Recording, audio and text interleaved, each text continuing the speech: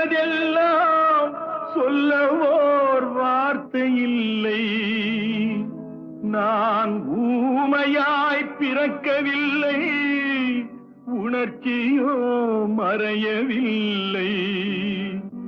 என் தங்கமே உனது மேனி தாங்கி நான் சுமந்து செல்ல எனக்கொரு பந்தம் இல்லை. எவருக்கோ இறைவன் தந்தான். அந்த 4 பேருக்கு நன்றி.